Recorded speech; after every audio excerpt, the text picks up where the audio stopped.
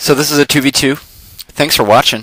My name is Jay Martin, and we're playing on Pyramids, and I'm the Ottomans, which I chose because we're playing on Pyramids. I also really like the Ottomans lately. That's my partner over there. His name is AWOL Leon, and he's Ottomans too. Good choice. Good choice. The reason I wanted to put up this video is something that's been bugging me lately. Oh, and timeout, P.S. I just got a new microphone that I think sucks, which is a shame because I paid like $100 for it. So bear with me if the quality of my voice is not as pleasing to the ear as it normally is. Anyway, the reason I wanted to play this video is I wanted to put a video up of the importance of getting involved. Just like in a basic root sense, getting involved. What happened to me is earlier today I played 3 games that were all 2v2 or 3v3, and the deal is that I'm not in a clan, and I don't have a whole ton of stars, so I really like playing group games, but I always play them with kind of like random players, sort of like me. And the problem is that I get paired with these people that just don't fucking do anything, and they just don't get involved, and it really pisses me off. And so I wanted to put this video up to sort of talk about the importance of just getting your units to shoot at the other guy's units, and how impressive that can be.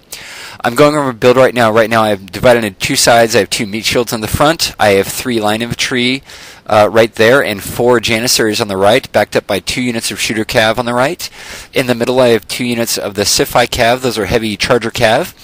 On my left side I have that meat shield that you can see, and 3 more line infantry. Here we go.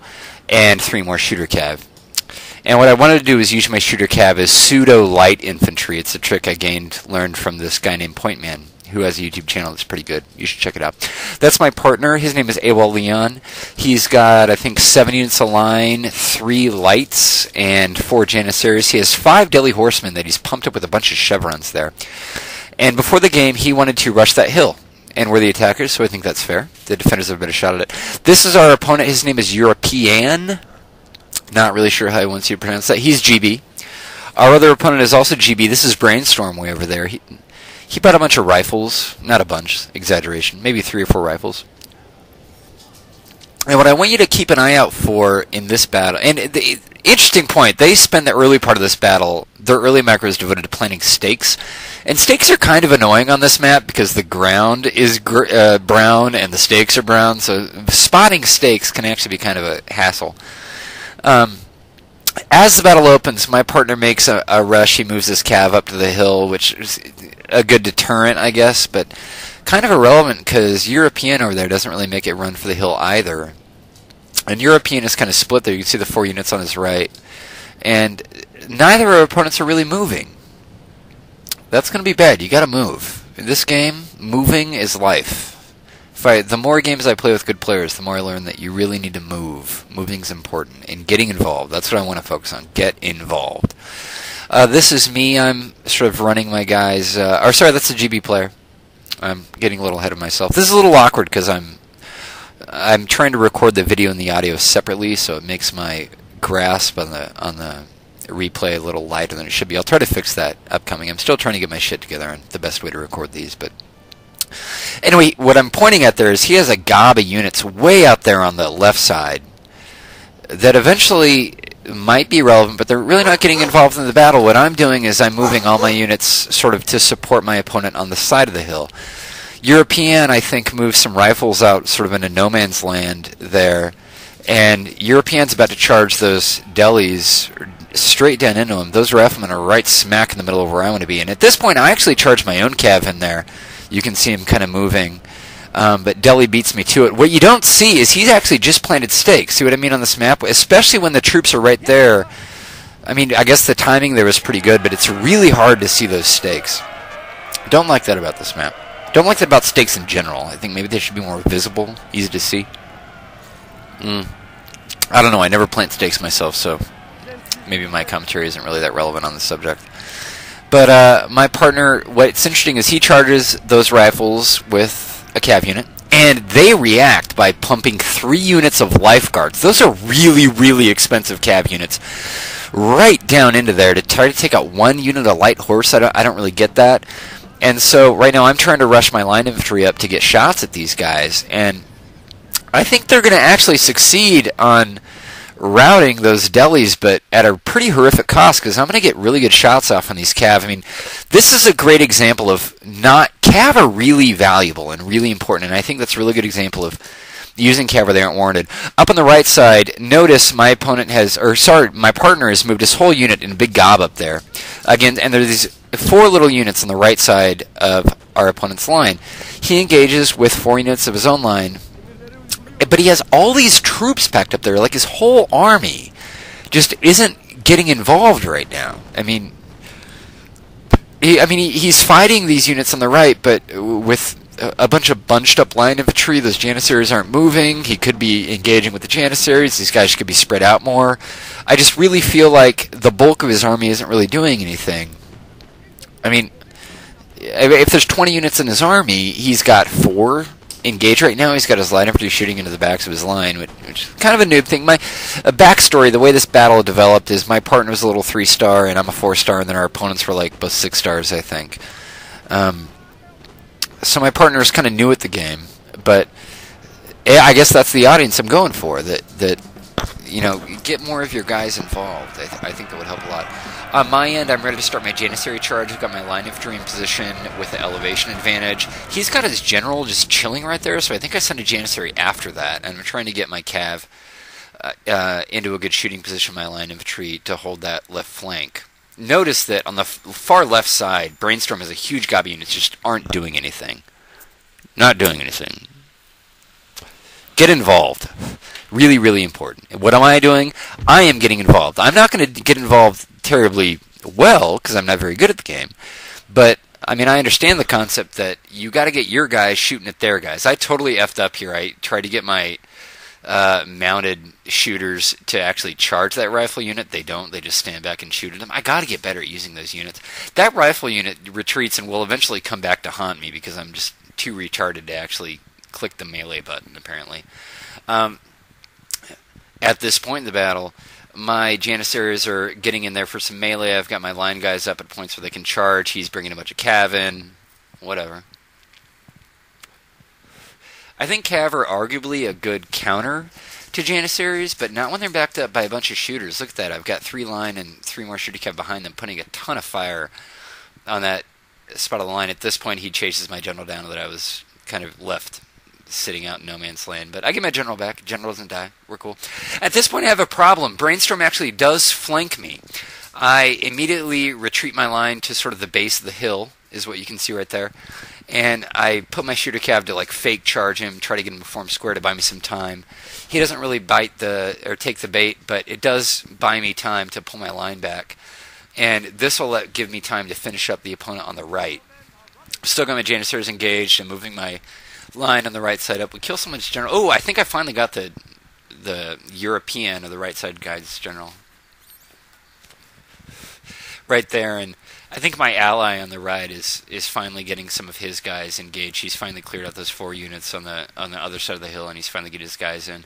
Right now, I'm trying to do the pretend that mounted shooter cav are light infantry trick and get them shooting behind my line infantry. I really like the idea of think about how you normally use light infantry and then substitute them with mounted rifles, and they are really good because they move so fast. They're like light infantry that move fast. And they can also just fucking straight up cav charge someone. I think this is a really interesting tactic that Point Man showed me. My partner has a bunch of cav just chilling that he's not using right there. Again, please get your guys involved. But anyway, back to the point. I think the tactic of using mounted shooters as pseudo-light infantry in the back of your line is a really, really interesting tactical concept to use, especially if you're willing to use militias, meat shields to get your line into firing position. Your mounted aren't going to shoot as fast as regular light infantry, but they move so fast that it gives you lots of great flanking options, and I'm actually going to try to do that later in this battle. Do it poorly, but I'm still going to try to do it. And what's going to happen at this part of the battle is I've taken care of the right flank pretty well, and it's time for me to try to clear out Brainstorm on the left. And look at Brainstorm. He's got about 8 or 10 line units left. Only 4 of them are kind of in the neighborhood. So I'm able to gang these guys. I'm shooting into the ground. Actually, both of us are shooting into the ground right there. Part of the thing I like or don't like about this map is the little ridges in it. Obscure your firing lines. And maybe he's still in square to preserve the firing range. Like, that gives you extra range. I'm not really sure why he's still in square. Maybe he's still in square just because I have all those... There's a perk. He respects all my mounted shooters just hanging out behind my line that could charge him at any time. What I want to point out is if you look at him, he's got about, what is that, like 8 line units right there? If those guys all just formed up, they could totally overpower me on the left side of my line right there. Look at that. I mean, they could totally overpower me. He doesn't have a 2 cav. But he doesn't. He's got sort of reserves. And reserve tactics are really useful, but at some point you have to put your reserves into action at the part of the battle where they will make a difference. All he does is, see how my ally there is turn the right side? All he does is then move those guys to fill up the gaps in his line, which is getting flanked already anyway. We are already flanking his line. All he's doing is refilling the parts in his line that were already flanked. I mean, you have to get your people involved, and I get a little upset with my partner here because although he's slowly but steadily moving up the right side, he's doing it really slow, and there's 4 cav units there that aren't doing anything. I mean, he could charge, make these guys form square, I can move up, that would be great. Now, eventually my partner gets around to it. See those Janissaries sort of at the bottom of the screen? He's about to charge them, and when he does charge them, I'm able to assist him by moving my guys into great firing positions, and that's going to work out really well for us. He could have done the same thing with those 4 units of cav. There they go. See those Janissaries on the move? That's quality Napoleon Total War right there. Quality. But you got to get involved. I think at some point I'm going to pan over and my partner has like 4 line and 2 light units that never really even got involved in the battle. You got to get involved in the battle, everybody. If you sit back there, and especially in a team game, and don't do anything, it's going to be bad.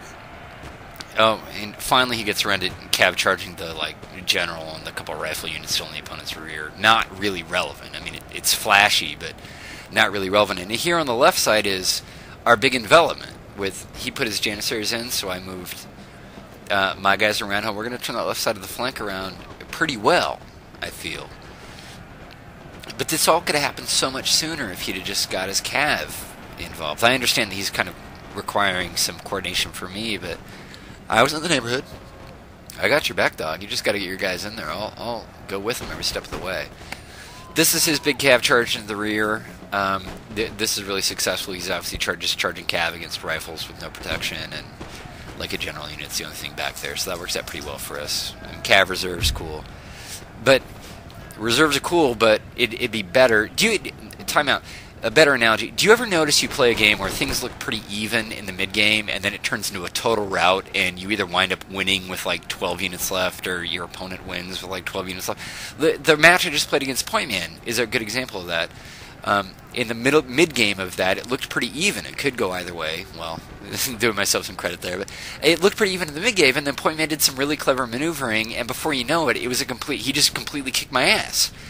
And that is the difference that having 1 or 2 units in the right time at the right place shooting at the opponent will do for you. And in the match that Point Man killed me in, he did a great job of getting all of his units engaged. And Napoleon Total War players out there, you got to get your units engaged. Look at those are the units my partner has that haven't really been involved. There's 5, 6 line and 2 lights that really haven't taken much of a part in the battle. And we win this game really handily, but imagine if those guys had been involved so much earlier in the battle. I mean, it would have been so much better. Anyway, that's kind of the point I want to make. And so if you're playing with me in a 2v2 or a 3v3, please get your people involved. You're going to take casualties, that's fine. Just get up there and shoot at the other guy. That's what you really got to do. That's what you got to do. And this is the end of the battle. We routed everybody. Etc. So I want to say good game to everyone who played. I want to say good game to Awalian, who played with me, and our opponents European and Brainstorm on the Pyramids map. I had a great time playing this game. And a game of inches can turn into a big rout. There you go. Look at the result screen. Look at this. I killed 1,400 people. The 3 other players only killed 700 each. I killed twice as many people as everyone else. The only reason is because I got involved. I got all of my units involved. Look at that. I killed way more people because I got all my units involved. So get your units involved, get your units on the move, and have a great time playing Napoleon Total War. Anyway, check us out at twreplays.com, and everyone, thanks for watching. Rate, comment, subscribe, etc.